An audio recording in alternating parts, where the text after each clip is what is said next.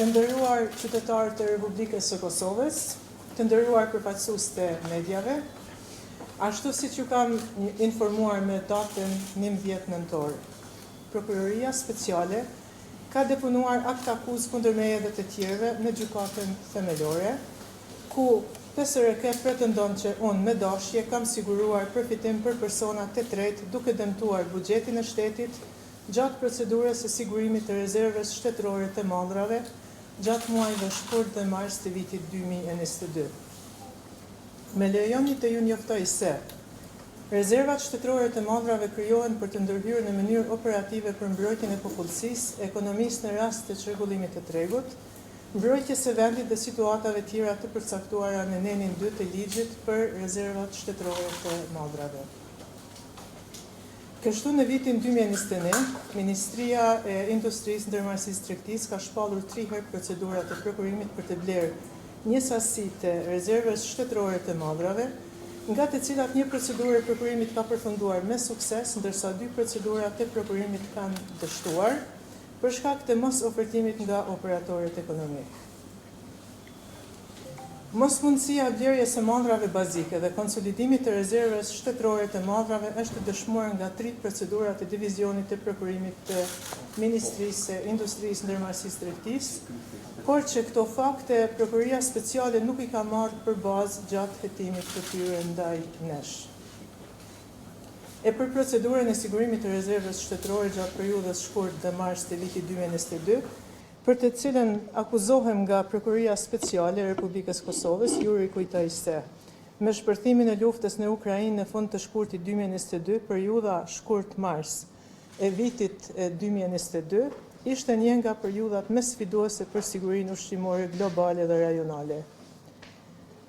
Ukraina, si një nga eksportuesit kryesor të grurit, mistrit dhe vajt të lulediellit, ndaloi menjëherë eksportet e këtyre produkteve për të siguruar furnizimin e mbrëmshëm. Këto masa të raportuara gjithësisht nga organizata dhe media ndërkombëtare krijuan një lëkundje të menjëhershme në zinxhirin global të furnizimit dhe u reflektuan drejt për drejt në tregjet tona. Kjo lëkundje e menjëhershme në zinxhirin global të furnizimit ndikoi që në javët e para të luftës, shumë shtete, pra jo vetëm Ukraina, filluan me ndalimin e eksportit të produkteve bazë për jetesë, dhe ky ishte një reagim i natyrshëm ndaj panikut të krijuar në tregjet ndërkombëtare. Kjo vërtetohet edhe nga raportet e doganës së Kosovës, se gjatë kësaj periudhe ka pasur rënje të dukshme të sasisë së importit të produkteve bazë, pra edhe në tregun tonë vendor. Po ashtu kjo vërtetohet edhe nga komunikimet me ambasadat tona dhe komunikimet me homologët e mi, që kanë njoftuar se shumë shtete kanë ndaluar eksportet e drithrave dhe produkteve tjera bazë për vendet tjera. Si pasojë, çmimet e produkteve bazë u rritën në mënyrë të ndjeshme. Raportimet ndërkombëtare të asaj kohe flasin për rritje të çmimit të bukës, vajit, të lulediellit dhe sheqerit me ritme të papara më parë në kaq pak ditë. Vendet që varen nga importet, përfshirë edhe vendin ton, u përballen me vështirësi të konsiderueshme për të siguruar sasinë e nevojshme për rezervat shtetërore të malrave të rëndësishme për jetesë. E tregjet e bursave agroushqimore regjistronin ndryshime të shpeshta, shpesh brenda ditës për shkak të pasigurisë së thellë mbi furnizimin global. Dhe është më rëndësi të përmendet se gjatë atyre ditëve çmimi i grurit në tregjet rajonale dhe ndërkombëtare luhatej në vazhdimsi pothuajse në çdo orë. Në tregun rajonal, çmimet arritën rritje enorme në nivele pra historike duke u rritur brenda ditëve. Këto luhatje vështirësuan edhe më shumë procesin e sigurimit të kontratave të qëndrueshme për import dhe konsolidimin e rezervave shtetërore të malrave me kosto të paparashikueshme. E në këtë kontekst, sigurimi i produkteve bazë si pjesë e rezervave shtetërore vërtet u bë sfidë e vërtet. Rritja e çmimeve të drithrave ndikoi drejt për drejt në kostot e importit. Përvoja jone asaj kohe na tregoi se kur furnizimi global tronditet, çdo vonesë logjistike, çdo kufizim eksporti dhe çdo luhatje çmimi bëhet barrë reale për institucionet që kanë detyrë të mbajnë stabilitetin e tregut të mbrëmshëm.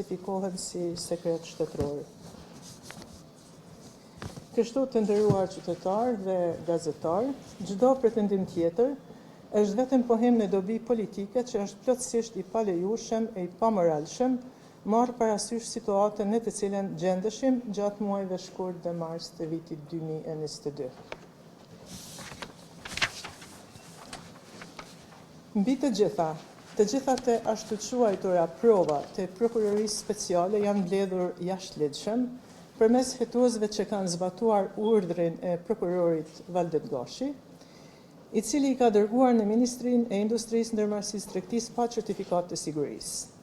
Kjo ndodhi me 1 gusht të vitit 2023, ku 2 policë hetues pa certifikat të sigurisë, pra pa leje për qasje në këto dokumentet e klasifikuara sekret, kanë marrë materialin brenda 1 ore në Departamentin e Rezervave Shtetërore të Mallrave në kuadër të Ministrisë Industrisë, Ndërmarrësisë, Tregtisë, duke u thirrë në autorizimin e prokurorit të Prokurisë Speciale Valdet Gashi.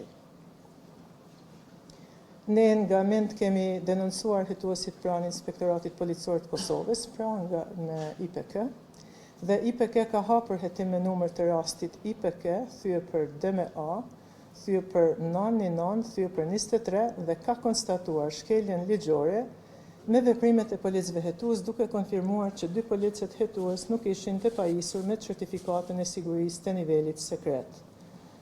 Në këtë raport të Inspektoratit Policor i është kërkuar ushtruesit detyre të kryeprokurorit të Prokurisë Speciale Blerimi Sufaj që ta udhëzojë Inspektoratin Policor për veprimet e mëtejme për këtë rast. Por kjo çështje është mbyllur nga vetë prokurori Valdet Gashi, bazuar në raportin e tij me numër me referencë pra PPN me numër 143 thye për 2023 të datës 8 nëntor të vitit 2023. Ne si Ministri kemi dëshmi që e vërteton se me të pranuar raportin e Inspektoratit Policor, Prokurori Special Valdet Gashi ka pohuar që është në konflikt interesi dhe nuk mund të trajtojë lëndën pasi që vetë ky kishte autorizuar hetuesit, pra policët hetues të merrnin dokumentacionin e rezervave nga Departamenti i Rezervave Shtetërore në kuadër të Mintit.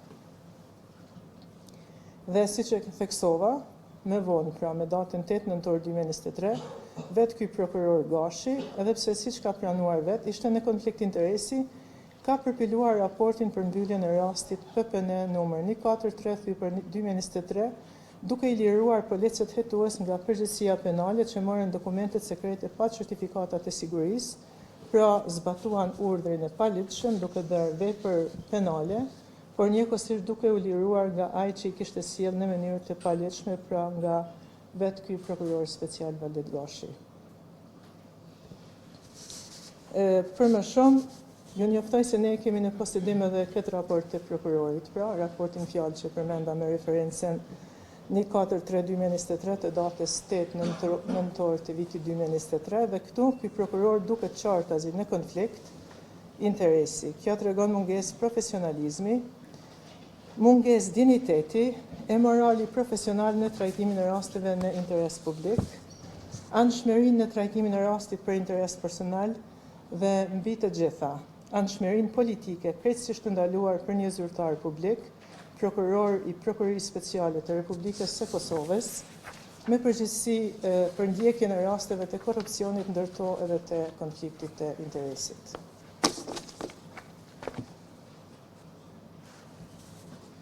E lidhur me këtë, me 30 korrekt të vitit 2025, nga Ministria e Industrisë, Ndërmarrësisë, Tregtisë, kemi kërkuar nga Agjencia për Parandalimin e Korrupsionit të hetoj dhe konstatoj këtë konflikt të pamohshëm të interesit, të faktuar me dëshmi të pa kontestuara.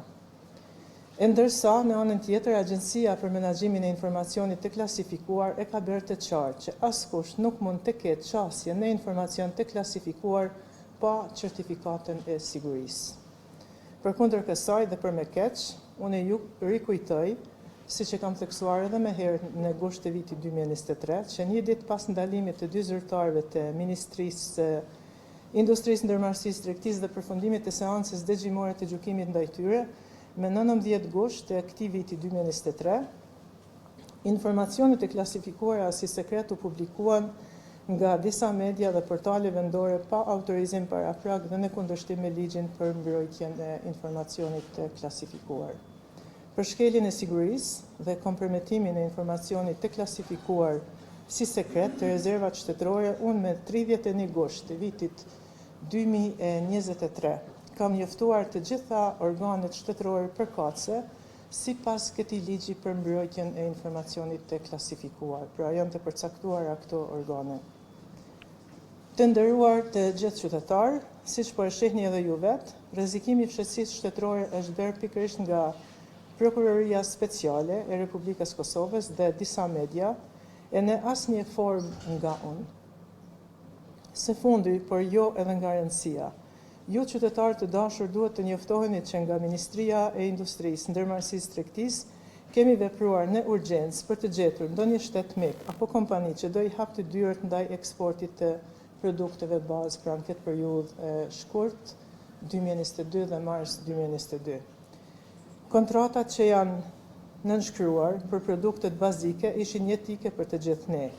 Një nga produktet bazë ka arritur, por sipas ngarkesave të pranuara në sasi më të vogël se ajo e paguar, pra në 1% të vogël prej totalit që është paguar.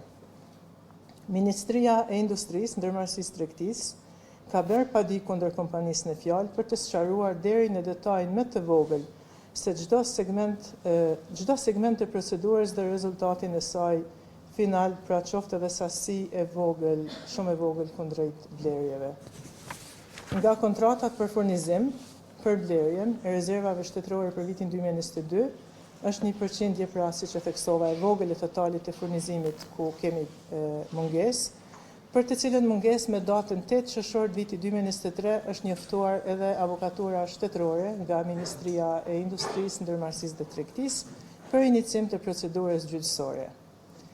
Në anën tjetër, kjo ministri ka paguar edhe për 2 produkte tjera bazë, ku furnizimi nga një nga kontratat e blerjes një nga operatorët furnizues nuk ka arritur në Kosovë nga një shtet.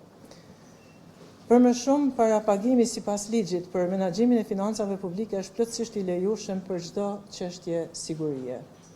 Por edhe këtu, prokuroria gjen veten në konflikt. Në njërin anë thotë që kemi vepruar jashtëligjshëm kur kemi bërë pagesën. Po ashtu prokuroria speciale thekson se edhe kemi vepruar jashtëligjshëm kur kemi klasifikuar lëndën si sekret, por pastaj me akuzon mua që kam zbuluar informacionin sekret.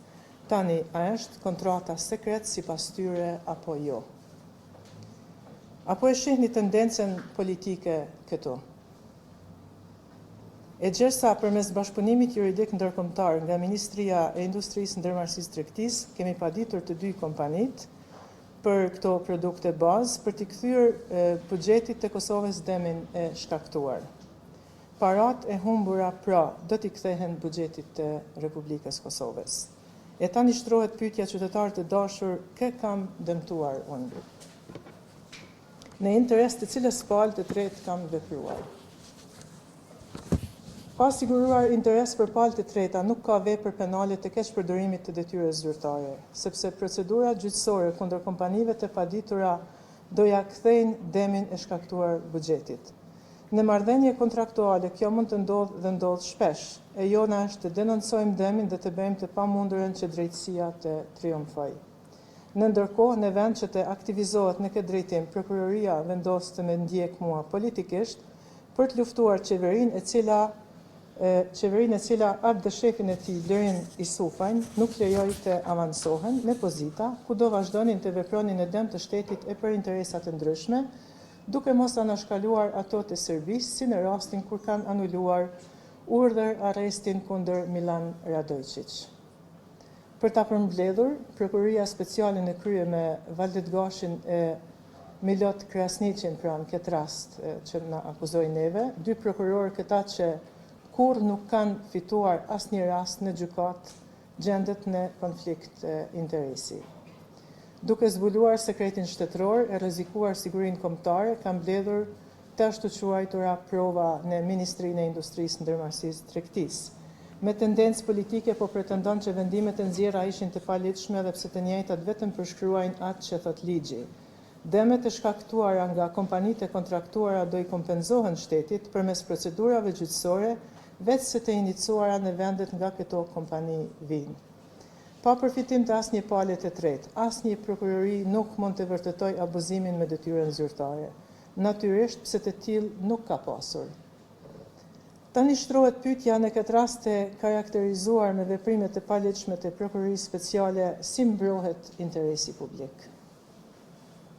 Në anën tjetër, unë kam vepruar pas një interes profesional e personal në drejtim të sigurimit të rezerves shtetërore të madrave për të siguruar popullin të cilin kam qenë e obliguar sipas ligjit ta mbroj. Mbajtja e pozitës së ministres ka qenë derë i jetës sime. Do të luftoj deri në fund të dëshmoj pafajësinë time të plotë në këtë rast, duke ruajtur sekretin shtetëror e duke ruajtur interesin e popullit tim. Unë jam falëndëruese ndaj kryeministrit Kurti dhe kabinetit qeveritar për mbështetjen e pa rezervë dhe për bashkëpunimin e shkëlqyer që kemi.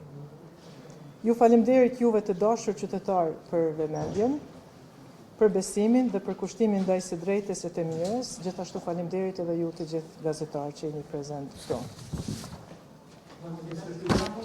Pyetja parë është, a ka shans të drejtë Rëdvan Muhamedi deleguar i kryeministrit Kurti për këtë tender, me që as nuk ka pas pozitë publike, por ka negociu me biznesmen për kontratë për rezerva shtetërore. Pyetja e dytë është, në këtë akuz ka thënë disa nga punëtorët e ministrisë që i keni ofendu, po i citoj disa kanë thonë mbyllë gole.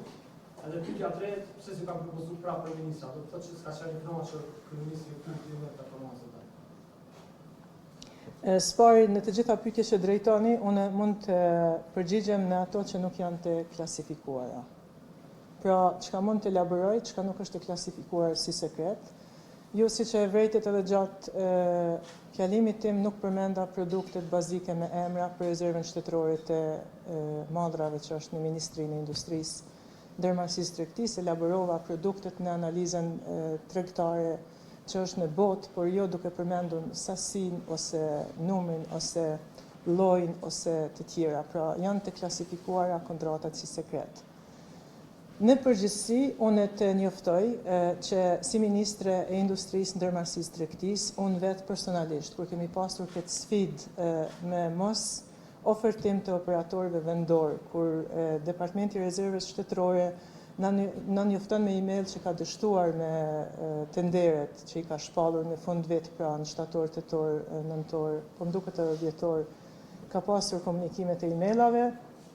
Ne i kemi dalë në ndihmë këtij departamenti duke kontaktuar unë vetë si ministre të gjitha ambasadat dhe homologët e mi ku ka pasur rezervë të produkteve bazë. Pra kam kërkuar ndihmën që këto ambasada dhe këta homologë tonë të na ofrojnë kontakte të kompanive të ndryshme për të qenë në kontakt me Departamentin e Rezervës Shtetërore, për të negociuar me komisionin e krijuar nga sekretari i kësaj ministrie për negocimin e kontratave, dhe kështu nuk është vetëm një person që ju e theksoni, por janë dhjetra emaila të dërguar vetë nga unë të homologët e mi, të ambasadat të cilat do t'i dëshmojnë e prokurorisë si prova.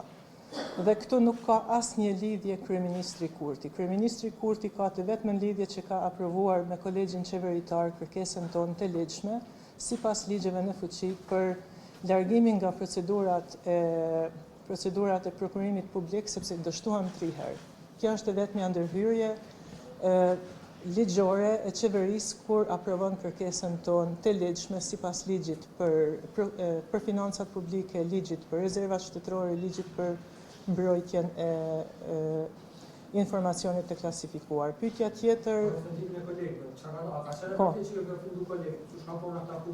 Unë nuk i marr për bazë asgjë që është shkruar në prokurori, sepse kur isha vetë në prokurori, tendenca për të shtrembruar fjalët ka qenë tepër e madhe. Për më shumë, prokuroria nuk ka siguruar kushtet të lehtëshme që unë të deklarohem. Ka pas aty persona që nuk kanë pas certifikat sigurie, edhe vetë prokurori, dhe kjo më ka pamundësuar që unë të sqarohem edhe të ofroj mundësinë për të dhënë sqarime. Kolegët e ministrisë që sipas të akuzës kanë përdorur fjalë shumë të ulta, vërtet nuk janë të natyrës time, janë të pavërteta dhe nuk mund t'i dëshmojnë, vetëm nëse unë tash nuk i kom pa deklaratat e plotat e tyre. Janë vetëm në aktakuzën e prokurorisë. Por në fjalorin tim nuk ekziston as fjala lam, s'kam atë kulturë të fjalorit, as nuk ekziston fjala idiot, se s'kam atë kulturë të fjalorit, por këto do të dëshmohen të gjitha me faktet në prokurorin, në gjykatën. Tash, lejoni të përgjigjna, është edhe një pyetje. Kjo është komunikimi im me kryeministrin tim Kurti. është vendimi joni, I përbashkët. Ministra Avon, më falë, në besata të gazetës nacionale, ju ma herët e përmendë që mediat edhe organet rendit kanë bo shkelje për shkak se kanë qenë tema sekrete. Vjemi të temat sekrete në këtë rast e kemi edhe njëri të involvumat. Ridvan Muharremi, pra me çfarë të drejtë ka pas qasje në këtë rast këtu, edhe me qenë se ka qenë tema sekrete, po I referohemi akuzës, a ju keni kriju një grup në WhatsApp. Si bisedohet për tema sekrete pra në këtë grup. E din që dogana në kanë njoftu pra për çmimin e grurit, pavarësisht që dogana në kanë njoftu, ju e keni marrë për 200 euro më shpejt. Nuk është e vërtet. Tash të përgjigjem. Së pari, nuk është një person që ju e theksoni, por janë dhjetra persona të cilët janë kontaktuar së pari nga Departamenti I Rezervës Shtetërore për furnizim me produkte bazë. Është emaili ku na njofton Departamenti I Rezervës Shtetërore që këta dhjetra operator janë kontaktuar, duke përfshirë edhe shoqatën e mollistëve, dhe këto kontakte pas kontakteve janë që janë kontaktuar shumë operator ekonomik për të siguruar oferta për rezervën shtetërore të madrave, sepse kur nuk kishte mundësi shtetet mike të na ofronin mundësinë për të furnizuar nga këto shtete, qoftë edhe me kontratë shtet-shtet ose me marrëveshje shtet-shtet, më mirë me thonë, ose me ndonjë operator përmes bashkëpunimit homolog, unë me homolog të mi, ne përfundojmë ose mos ofertimit të operatorëve ekonomik vendor, sepse në emailin që ka dërguar Departamenti I Rezervës Shtetërore tregon që nuk kemi asnjë ofertë gjermetani, edhe pse kishte filluar lufta në Ukrainë, kishte marrë vendimin, para se të merr vendimin qeveria, më pastaj jemi detyruar që të marrim vendimin në qeveri, sepse Departamenti I Rezervës Shtetërore nuk arriti të siguroj oferta nga operatorët ekonomik vendorë. Jo mund të shihni edhe importet nga doganat e produkteve bazë sa kanë qenë në sasi të importuara gjatë muajve shkurt, mars, ku e shihni edhe sasinë se sa është importuar. Aty e shihni që produkti më I madh I produkteve bazë që ka hyrë në doganën e shtetit Kosovës është vetë rezerva shtetërore që e ka ble shteti Kosovës për produkte të ndryshme që nuk mund t'i theksoj, por ka pas shumë sasi më të vogël se sa janë importuar më shumë para luftës në Ukrainë, sidomos pranë muajit shkurt, mars, prill dhe maj e tutje. Janë edhe raportet ndërkombëtare që tregojnë se si është rritur çmimi në orë, në ditë, si ka pas fluktuacione të rritjes së çmimeve, kam edhe analiza sa e diu në prej vetë zyrtarëve të ministrisë, ku janë fluktuimet e çmimeve dhe për më shumë Firozi për shembull ka shpreh sigurimi auto dhe drejton, ka e përfshi pa kosto transporti pa. Nuk është e vërtet. Me bindje ta them se nuk është e vërtet sepse është emaili zyrtar I drejtorit të Departamentit Rezervës Shtetërore që nuk ka ofertuar me asnjë ofertë. Kanë pasur takime, kanë pasur biseda kur është prit me ditë javë, nuk ka pasur asnjë ofertë nga operatorët ekonomik. Kjo është e dëshmuar me analizën e Departamentit të Rezervës Shtetërore. Përndryshe, nuk kishim pas nevojë ne më shku me larg edhe me kontaktu operatorë më të largët nga vetë Ministria Departamenti I Rezervës Shtetërore, sikur operatorët vendor të ofertonin. Nuk kishim pas nevojë as me marrë vendim të qeverisë për me u furnizu sa më shpejt në procedura të shpejta kur populli ynë ishte I pambrojtur në rezervën e shtetit, pra rezervën shtetërore të madrave.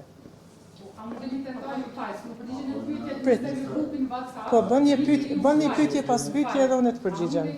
Ju e përmenda herë që një grup në WhatsApp, nëse këto janë konsideruar dhe janë tema sekrete, si është e mundur të bisedohet këto tema në WhatsApp, e përmenda edhe njërin njerëzve që të përfshirë është Ridvan Muharremi. Me çfarë drejtë ka pas qasje Ridvani tema sekrete?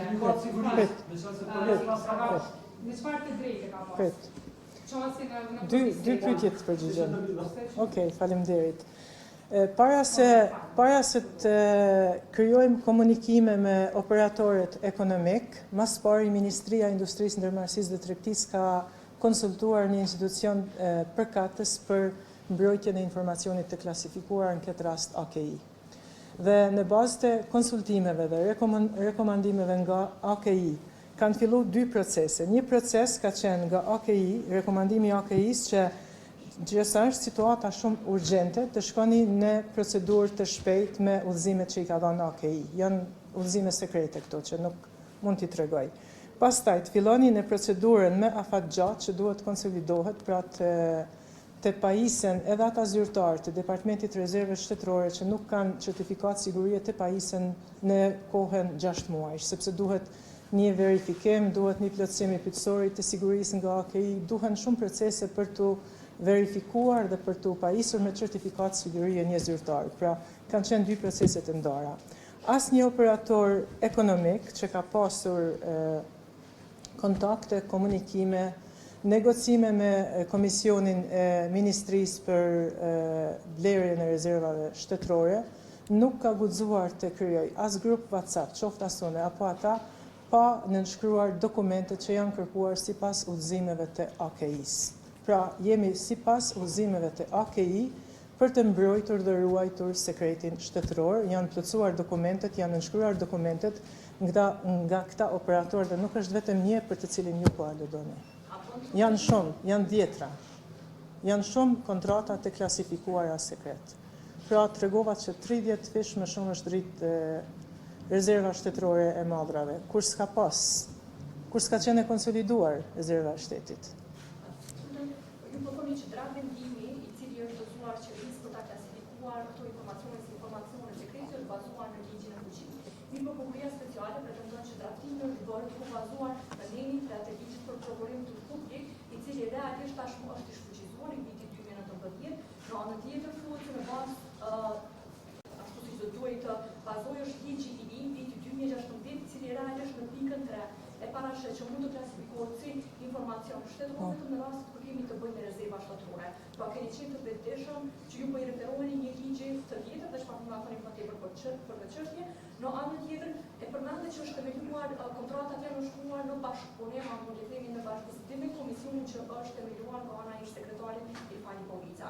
Megjithatë, dëshmitar në këtë rast, 2 persona të cilat janë deklaruar pranë prokurisë speciale kanë thënë se nuk kanë qenë asnjëherë pjesë këtyre takimeve dhe po ashtu vetë personi i involuar, drejtori i Departamentit për Rezerva Shtetërore në deklaratën e tij pranë prokurisë speciale ka thënë se çmimi është arritur bazuar në atë në bashkëpunimin, pra pjesëmarrjen tuaj të Avalis Tripan, Muharremit dhe po ashtu sekretarit Irfani Povica, që ndron kjo çfarë nuk ka thënë për kërk. A bën të ndalesh që të shpjegoj, sepse mundem të harroj ndonjë pyetje dhe më mirë të ndalemi.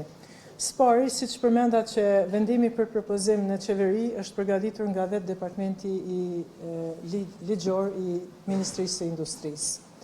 Departamenti Ligjor i Ministrisë së Industrisë harton dokumentet me ligjet që ata i theksojnë. Unë si ministër nuk e kam teknikalitetin që me e qitë në pikpyetje Departamentin Ligjor se jo ky ligj ose ai ligj sepse nuk jam jurist vetë. Aty kemi një departament ligjor që i referohet ligjeve me numra, por pavarësisht ligjit 3 apo të vjetër, baza ligjore është për sigurinë e popullit tonë që bëhen të gjitha pagesat siç janë bërë. E dyta pyetje. Nuk e kam shikuar, sepse nuk është punë e ministrit mu marrë me procedura me nene. Nuk është punë e ministrit me hartu drafte ligjore për qeverinë. Nuk është punë e ministrit, është punë e departamentit ligjor që ja sjell sekretarit dhe ministrit. Dhe kjo është detyrë e procedurave, nuk është detyrë e ministrit, është procedura ligjore. Unë nuk kërkoj, sepse më shikua ashtu, në nitty-gritty, krejt çka ofrohet nga departamenti ligjor përbes nuk kam mundësinë, sepse nuk është edhe detyrë e ministrit më marrë me procedurat. Nuk është detyrë e ministrit. Po.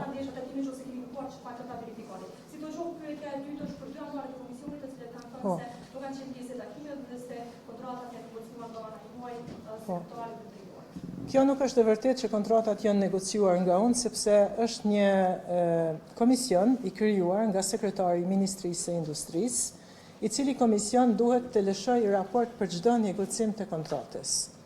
Se si e ka kryer drejtori i Departamentit Rezerve Shtetërore punën është punë e sekretarit njoftoj, por nuk është direkt ministri me drejtor, më shku me pyet se si kanë marrë pjesë. Unë besoj që zyrtarët duhet ta kryejnë punën e vet kur janë pjesë të komisionit dhe kjo është dashur të ndodhë. Tash kjo mbetet të verifikohet me provat e Departamentit të Rezervës Shtetërore se si kanë qenë të negociuara kontratat. Nuk është e vërtet që ministri ka pas një nënshkrim të raportit për negocim ose një involvim në negocim të çmimit. Nuk ka asnjë fakt dhe nuk mund ta dëshmoj këtë. Keni qenë pjesë të takimit kur ka ardhur për pronari kompanisë turke në ministri bashkë me aparistin Ridvan Muharremi? Zonjush, këtë çka janë operator ekonomik që ju po aludoni, unë e kam si kontratë të klasifikuar që nuk mund të... Vetëm prit.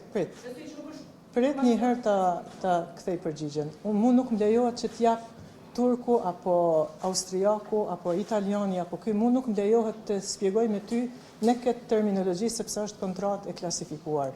Por të dëshmoj se jo vetëm një, po 10 operator ekonomik, Rozeta Hajdari i ka kontaktuar vetë, i ka përshëndetur vetë dhe është krenare që ka mundur të sigurojë në kohën më të vështirë kontakte, komunikime për Departamentin e Rezervës Shtetërore për me negociu. Kontrata bazë është shkruar ne duhet ta kemi përmendur këto informacione. Po nuk mundem me tu përgjigj. Ka një program special, mirë po përmendet aty që është shkruar në bazë të parimit do të thotë që nuk kupton që kompania e cila e shet produktin tek qeveria e Kosovës e sjell deri tek data e rezervimit.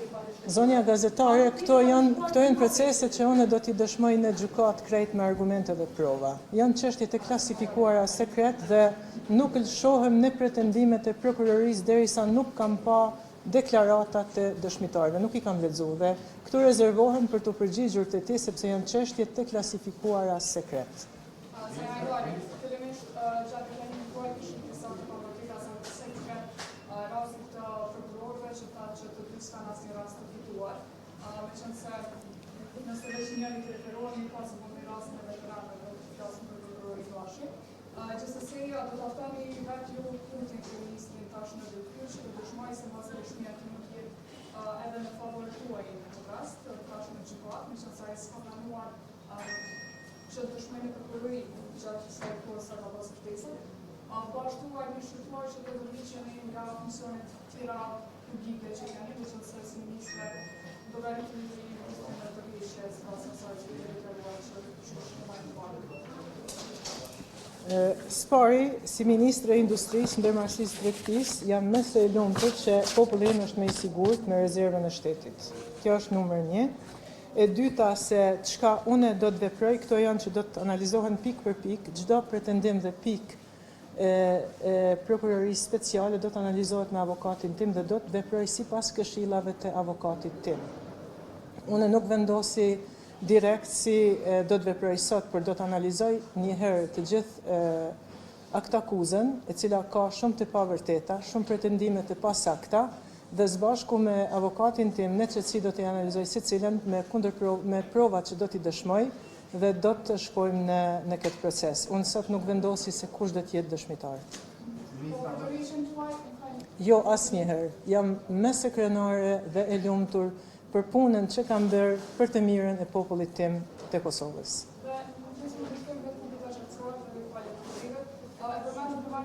Që kemi një masë të vogël që nuk ka ardhur dhe pite që t'i kthehet buxhetit të shtetit ajo se çfarë i ka munguar. Sa është masa, sa është pak për një të qartë, çka është produkti që mungon, dhe sa është gjëra që pritet në shtetit në rast të se dhe ajo se çfarë i ka. Sipas nenit 10 të ligjit për rezervën shtetërore, rezervohem të mos të jap asnjë informat.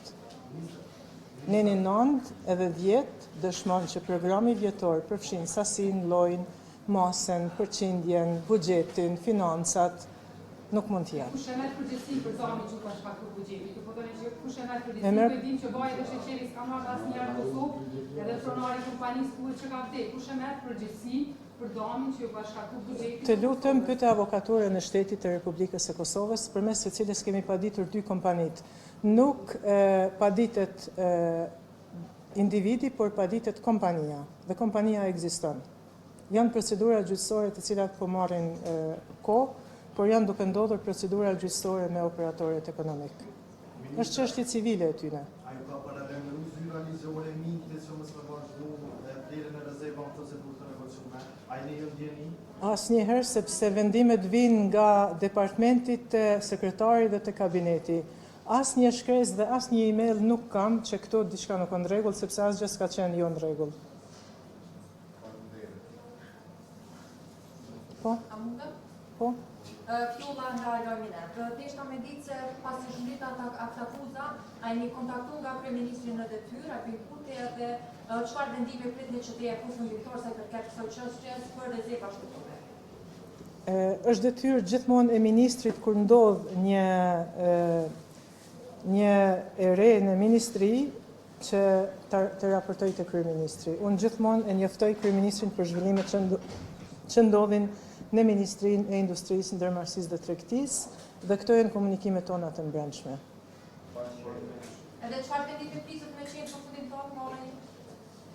Unë nuk kam vendosur me ardhmë në Ministrinë e Industrisë, Ndërmarrësisë dhe Tregtisë. Ka vendosur kryeministri Albin Kurti dhe i falenderohem për besimin që më ka dhënë. Ministri Veçanisë Çale për fund. Me të vajmë arrejt nga ka pas certifikat sigurisë, për mene e tu që ta janë fut zyre pa certifikat sigurisë për apis. Së të më arrejt nga ka pas certifikat ju për qenë që ka qenë kësë marës negocim për të dhe fjallë. A keni informacion, a vëzëm në atër të Të gjithë operatorët ekonomik të cilët kanë hyrë në negocim, duke filluar operatorët ekonomik për blerje, operatorët ekonomik për depozita, vendodhje, të gjithë janë nështruar procedurave sipas uzimeve të AKI, të gjithë. Asnjë nuk është që ka hyrë pa një procedurë me qasje në një proces që është i klasifikuar sekret. Faleminderit gjithëve.